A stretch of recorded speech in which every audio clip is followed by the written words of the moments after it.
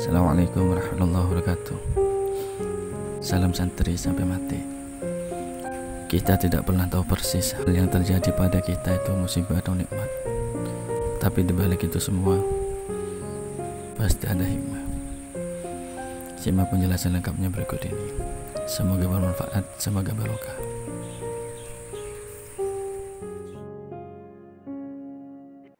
Ini langsung ngaji ya, karena waktunya tidak banyak.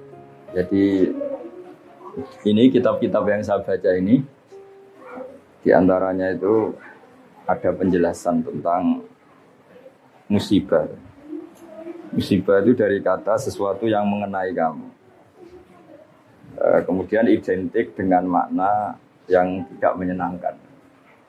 Sebetulnya kata musibah itu tidak harus yang menyusahkan. Apa saja yang mengenai kamu itu namanya musibah. Karena disebut ma'asobaka min hasanatin faminallah. Itu kan dari kata apa saja mengenai kamu, baik itu kebaikan juga namanya ma'asobaka. Makanya terusannya ayat wa ma'asobaka min sayyatin. Jadi kemudian orang itu karena nafsunya besar, kalau yang tidak dikehendaki itu dianggap problem. Ya, kalau yang tidak dikehendaki itu namanya problem. Kalau yang dikehendaki namanya nikmat. Nah, bahasa itu bahasa manusia. Kalau bahasanya Allah tidak tahu. Misalnya Anda jadi panitia ozon, malaikat penjaga ozon. Mungkin kalau nggak ada penerbangan itu mereka syukuran, karena nggak terganggu. Tapi kalau Anda pengusaha penerbangan ya nganggap ini musibah. Jadi kalau kamu nanti ketemu malaikat penjaga ozon, kemurnian lapisan ozon, kamu nganggap, wah ini susah, gak ada penerbangan, pasti kamu disemprot. Kalau yang ngomong yang baik. Nah, begitu juga petani itu kadang minta hujan, pas hujan deras, tanyakan bakul es. Gak payu kan gitu. Jadi di ilmu kitab-kitab yang saya baca, kata musibah, kata nikmat itu ada yang hakikat, ada yang menurut kita. Karena ya tadi, kalau Anda malaikat penjaga ozon, mungkin syukuran karena nggak ada penerbangan. Ya. Kalau Anda menteri bagian nangani tenaga kerja, tambah banyak pabrik, tambah senang karena menyerap tenaga kerja. Tapi kalau Anda mungkin menteri lingkungan hidup, oh ini banyak limbah, ini banyak polusi. Nah kira-kira seperti itulah gambaran hidup.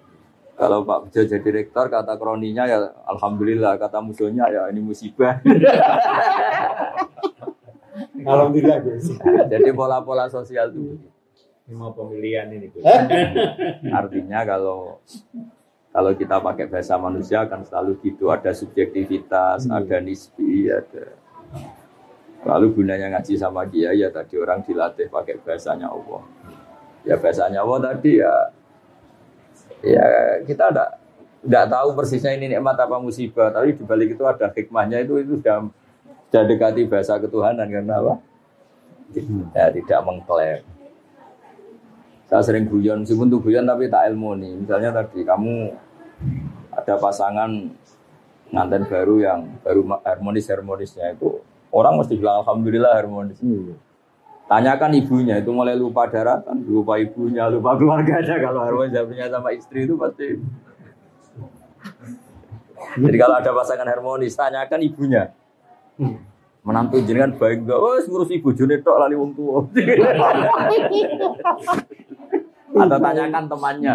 Saiki lali konco, saiki lali temen gitu karena saking mesranya sama. Nah, di semua segmen kehidupan itu seperti itu, Pak Bejo. Betul ya.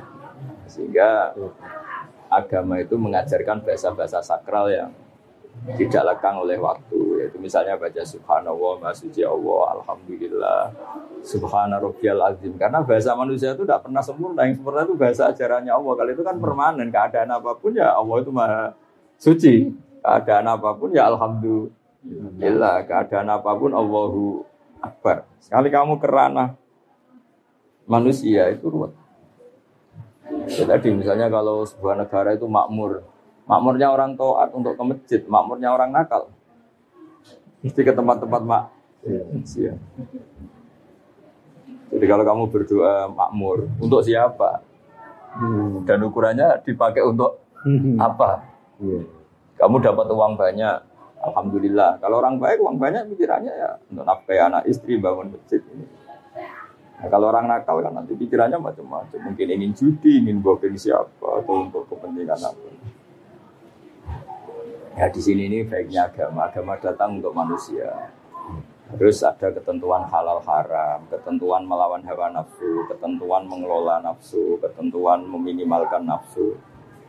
Nah tanpa itu bahasa-bahasa nikmat itu hakikatnya adab, karena nikmat yang mengarah ke untuk maksiat. Nah itu pentingnya ngaji. Jadi orang akan ya tadi.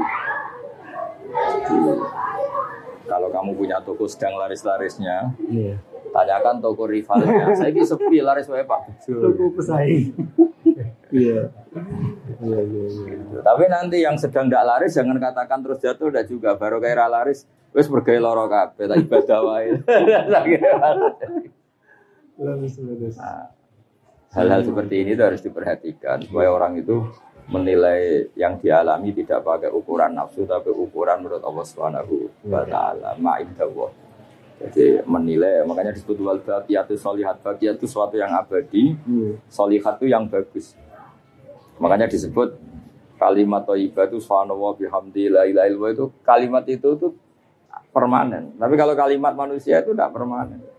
Tadi misalnya kamu bilang nasi itu penting karena makanan pokok. Tanyakan pakar diabetes. Oh, nasi itu mengandung gula, kalau orang dapat nggak boleh kan. Jadi selalu ada masalah. Jadi sama bisa melihat itu nikmat karena bisa melihat apa saja. Kamu mulai tersiksa punya istri jelek ya karena sering banyak melihat itu. Bisa sadar bahwa yang kamu punya itu paling tidak cantik itu. Baru kayak sering apa? Melihat itu. Sama. Banyak ada orang punya Innova itu senangnya bukan main. Itu mulai ada musibah, ada temannya sana main pakai Alphard, seruntuh dia. Gara-gara melihat Alphard terus kelihatan Innovanya itu jelek. Makanya guyonannya orang-orang haji itu, kalau haji kenapa kamu nangis? Semua orang tuh kok cantik karena melihat orang Pakistan, Turki, yang jelek hanya istri saya. Biasa. Akhirnya gantian yang istrinya nangis. Kenapa kamu nangis? Semua orang kok ganteng, yang jelek hanya suami saya. Di sini hebatnya agama. Ukuran mengelola nikmat itu la tamud dan na'inaika. Kamu jangan pernah melihat yang tidak milik kamu, karena awal ketidaksyukuran tuh melihat. Jadi awal ketidaksyukuran tuh karena melihat. La tamuddanna ainaika, jangan arahkan pandangan kamu ke hal-hal yang ya tadi. Jadi rektor sudah syukur.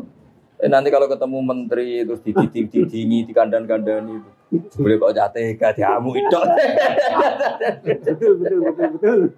Jadi menteri pendidikan juga ya bisa ngatur rektor. Ini kalau ketemu presiden bisa doa ya.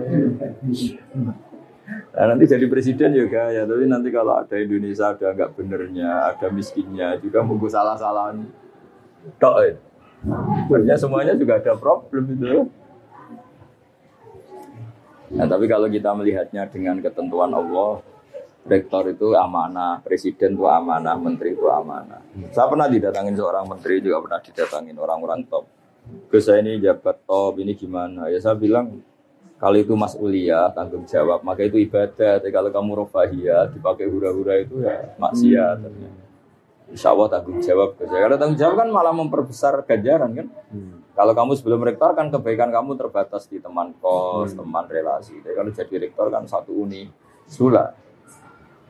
Makanya pernah ada seorang wali ditanya, kalau andekan kamu punya doa satu untuk siapa? Untuk presiden. Kenapa ya? Kalau yang baik RT kan kebaikannya hanya satu RT. Kalau yang baik bupati hanya satu kabupaten. Kalau yang baik presiden satu negara. Jadi masyhur itu. Jadi ada seorang wali ditanya, kalau misalnya kamu levelnya RT, kalau kamu tak yang baik kan, yang namanya levelnya, ya makanya ada wali yang sangat luar biasa ditanya, andai kan kamu punya satu doa sosial, ya kalau doa pribadi kan tentu husnul khotimah. Kalau kamu punya jatah doa satu doa sosial, kamu beruntukkan siapa untuk presiden? Kenapa? Sekali beliau baik, manfaatnya lebih. luas kan. Ya ini punya jatah 21 duduk anak RT yang baik ya sudah ya satu kawasan itu aja. Yang baik. Pas dari kita RT ini. Ya, jadi artinya loyalitas agama ini pada negara, pada bangsa itu tidak diragukan lagi karena di Islam itu ada hukum sosial.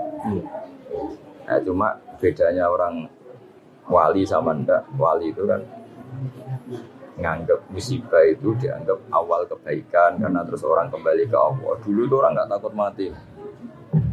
Seakan-akan kalau ilmu medis itu menguasai semua. Gara-gara COVID belum ditemukan obatnya. Banyak yang tawaduk. Kemarin-kemarin kayak ada kematian itu. Udah orang PD-nya hidup. Gara-gara ada COVID. Antara orang awam sama profesor sama-sama ngitung hari. Takutnya. Iya kan? Jadi selemah itu manusia ngadepin musibah. Wah, itu pontang-panting semua negara yang katanya medisnya paling bagus kayak negara-negara maju juga pontang-panting semua. Jadi makanya saya mohon dari pengajian ini, dari ngaji ini sampai kalau sholat itu lebih in. Kalimat yang kamu lafadzkan di sholat itu kalimat paling permanen. Rabbana lakal hamdu, engkau layak dipuji, engkau maha suci, engkau maha besar. Itu kalimat permanen. Kalau kalimat yang kamu bikin itu tidak ada yang permanen karena subjektivitas tadi. Ketika kamu bilang tadi penerbangan itu kosong atau minim, itu kamu anggap musibah. Kata malaikat penjaga ozon itu bagus. Ketika Kementerian Tenaga Kerja bilang banyak pabrik itu bagus penyerapan tenaga kerja, tanyakan ahli lingkungan. Iya, sama di presiden juga sama. Ketika ini jadi presiden, temannya partainya bilang alhamdulillah, tanyakan rivalnya atau musuh politiknya. Rektor juga sama, toko juga sama. Hal-hal seperti ini terus menjadikan wali-wali itu nggak bicara tentang makhluk, hanya bicara tentang Allah. Makanya terus toreko itu kan wiridan paling kelima kan Allah. Maksudnya sudahlah makhluk sudah. Bismillahirrahmanirrahim. Subhanallah fi khawdimi al-abun sudah semuanya itu orientasinya ke Allah saja, yang lainnya itu biarin itu. Zarhum fi khawdihim yal-abun. Makanya ada sholat istisqa nggak mandi itu karena yang di pojok bakul es. Ini kalau mandi esnya ada baik. Nah, ternyata ketika orang lain semangat amin karena sawahnya banyak. Terus ini aminnya tenang. Kenapa kamu tidak semangat? Saya tidak punya sawah, nggak ada hujan juga nggak apa-apa. Saya ini penjual es. Jadi apa ya? Ya gitu itu kehidupan ya begitu. Wong ini kabar-kabarnya itu kata ilmuwan itu. Lapisan ozon itu membaik itu sekian puluh % gara-gara pengurangan penerbangan. Oh iya, bisa kamu bayangkan kayak Singapura, Hong Kong per menit ada. Ya kan yang pesawat yang bandara-bandara paling sibuk. Coba kalau kamu jadi malaikat bagian jaga ozon, rapat terus gimana ini hentikan pesawat? Mungkin rapatnya tuh udah kofikan aja kalau diet. Ya meskipun itu guyon, tapi orang biar tahu lah kalau semua yang diciptakan Allah ada hikmahnya. Maksud saya itu ada. Kalau ada pabrik tutup, tanyakan pakar lingkungan. Bagus sekarang sudah ada limbah, kenapa pabriknya tutup? Tapi kalau tanyakan pekerjanya, susahnya. Nah bayangkan kalau bahasa subjektivitas gini dipakai ilmu hakikat kan kacau. Tapi kalau di biasa itu hukum sosial, pasti ada subjektivitas. Kalau ilmu hakikat ya tadi yang PHK ya tidak mesti gak dapat pekerjaan, saja dapat pekerjaan yang lebih baik. Kan kemarin banyak pilot yang jadi penjual mie. Tapi ketika ditanya hasilnya sedikit tapi kepuasan batinnya meningkat ya karena ketemu keluarga, ketemu yang dulu gak kebayang kan. Ya saya berharap cara pandang Islam ini kita ikuti bahwa di balik semua itu ada hikmah dan menjadikan kita kembali kepada Allah Subhanahu wa Ta'ala.